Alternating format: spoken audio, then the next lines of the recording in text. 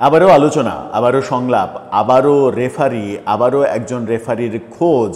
একজন রেফারি চলে গেছেন দেশ থেকে, আবার নতুন করে বড় রেফারিকে আমন্ত্রণ জানানো হচ্ছে যে আপনি আমাদের খেলায় রেফারি হিসেবে দায়িত্ব পালন করেন। এটা কোন খেলা? এটা রাজনীতির খেলা। এই রাজনীতির খেলাতে রেফারি হিসেবে আবারও আমন্ত্রণ জানানো হচ্ছে আমাদের প্রধান উপদেষ্টা প্রফেসর ইউনূসকে, এবং এই আমন্ত্রণ জানিয়েছে জামাতের সঙ্গে থাকা জামাত সহ যে ৮টি ইসলামিক দল, তারা আজকে একটা মিটিং শেষে সংবাদ সম্মেলন করেছে। তার মানে হচ্ছে যে আবারও সেই সংলাপের নাটক যেটা আমরা দেখতে চলেছি। রেফারি হিসেবে রাজি হবেন কি প্রফেসর ইউনূস? এবার একটু বোঝার চেষ্টা করবো এই ভিডিওতে। থাকবেন পলিটিক্স টিভির নিয়মিত আয়োজনে। দর্শক, বলছিলাম যে আবারও রেফারির প্রসঙ্গ, ছোট রেফারির কথা বলছিলাম, যিনি অধ্যাপক আলী রিয়াজ, তিনি চলে গেছেন আমেরিকায়, তিনি আর দেশে নেই। ছোট রেফারি যখন চলে গেছেন তখন বড় রেফারির শরণাপন্ন হচ্ছে জামাতসহ ৮টি ইসলামিক দল।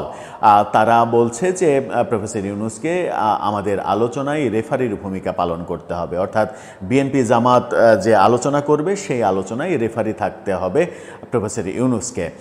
কি বলছে প্রথম আলোর শিরোনামটা দেখলেই বুঝতে পারবেন। আলোচনায় রেফারি হিসেবে প্রধান উপদেষ্টাকে চাই জামাত। কেন চাই রেফারি হিসেবে, কি বলছেন তারা? জুলাই জাতীয় সনদ বাস্তবায়নের সুপারিশ নিয়ে মতভেদ কাটাতে রাজনৈতিক দলগুলোকে নিজেদের মধ্যে আলোচনার যে প্রস্তাব দিয়েছে উপদেষ্টা পরিষদ, তাকে স্বাগত জানিয়েছে জামাত ইসলামী। এই স্বাগত জানানো কেন? মানে আলোচনা নিজেদের মধ্যে করতে হবে, এটাকে স্বাগত জানানো কেন? এই কারণেই কি স্বাগত জানানো যে তার আগের দিনই অর্থাৎ গতকালকেই জামাত আমন্ত্রণ জানিয়েছিল বিএনপিকে যে যা হয়েছে হয়েছে, আসেন আলোচনা করি, আলোচনার টেবিলে বসি। জামাতের এই সিদ্ধান্তই উপদেষ্টা পরিষদের সিদ্ধান্ত হিসেবে উপদেষ্টা পরিষদ কি তাহলে ঘোষণা করেছে, যার কারণে জামাত খুব খুশি হয়েছে এবং সেই উপদেষ্টা পরিষদের সিদ্ধান্তকে স্বাগত জানাচ্ছে? ব্যাপারগুলো অনেক সময় এভাবে কাকতালীয়ভাবে মিলে যায়। অনেকে বলেন না যে এই উপদেষ্টা পরিষদ মূলত কিংবা এই সরকার মূলত জামাতের ইশারাতে চলছে কিংবা এনসিপির ইশারাতে চলছে। সেটা কখনো কখনো এরকমভাবে কাকতালীয়ভাবে যখন মিলে যায় তখন কিন্তু ওই সন্দেহটা তৈরি হয় যে সত্যিই এই সরকার এক বা একাধিক রাজনৈতিক দলের ইশারাতে চলছে কিনা। তিনি বলেছেন তবে এই আলোচনার জন্য একজন রেফারির অভাব হতে পারে। মানে ডাক্তার সৈয়দ আবদুল্লাহ মোহাম্মদ তাহের তিনি বলেছেন যে একজন রেফারির অভাব হতে পারে। তিনি বলেছেন উপদেষ্টা পরিষদ যে সিদ্ধান্ত নিয়েছে সেটাকে আমরা স্বাগত জানাই, কিন্তু একটা বিষয় যোগ করতে চাই। কারণ হচ্ছে উপদেষ্টা পরিষদ যদি এটা মনে করে যে তাদের আর কোনো দায়িত্ব নেই, তারা কিছুই করবে না,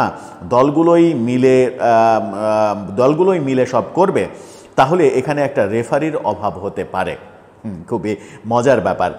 তো সেই জন্যই আমি বলছি আমরাও চেষ্টা করব উপদেষ্টাদের পক্ষ থেকেও, বিশেষ করে চিফ অ্যাডভাইজার প্রফেসর ইউনূস এখানে একটা রেফারির ভূমিকা পালন করবেন আগের মতো, এটা আমি আশা করি। মানে প্রধান উপদেষ্টার খায়া দেওয়ার কাজ নাই যে তিনি মানে এরা খেলতেই থাকবে আর প্রধান উপদেষ্টা বারবার এসে রেফারির ভূমিকায় অবতীর্ণ হয়ে বাঁশি বাজাবে যে কে ফাউল করছে বলবে, এ ফাউল করছে বলবে, একে থামাবে, ওকে থামাবে।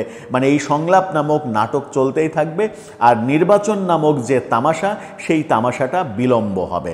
এটাই যদি হয় রাজনৈতিক দলগুলোর প্রকৃত ইচ্ছা, তাহলে সরাসরি বলে দিলেই হয় যে নির্বাচন দরকার নাই, আপনারা যারা ক্ষমতায় আছেন তারা থাকলেই আমাদের সুবিধা, আপনারাই থাকেন, আপনারা থাকলে আমরা সুযোগ সুবিধা যা কিছু পাওয়ার আমরা পাচ্ছি। আমরা নিজেরা যেমন উপদেষ্টা মাহফুজ আলম বলেছেন যে ডিসিএসপি নিয়োগে ভাগবাটোয়ারা করেছে রাজনৈতিক দলগুলো, তো এরকম ভাগবাটোয়ারা করেই যদি মানে মিলে জুলে খাওয়া যায় তাহলে আর একটা দল আসার দরকার কি? সবাই মিলে জুলে খান। এর আগে একটা দল খেয়েছে, এখন মানে ওই একটা দল যে সময়টা 15.5 বছর ধরে খেয়েছে, সেই 15.5 বছর আপনারা খেতে পাননি, সুতরাং আপনারা সবাই মিলে জুলে খান, তাতেই তো লাভ। এই কথাটা ওপেনলি বলে দিলেই তো হয় যে নির্বাচন দরকার নাই, আসেন আমরা মিলে জুলে খাই। আজকে এই 8টি ইসলামী দল তারা মিটিং করেছে পল্টনে তাদের একটা দলের অফিসে মিটিং করেছে এবং মিটিংয়ের পরে সংবাদ সম্মেলন করে,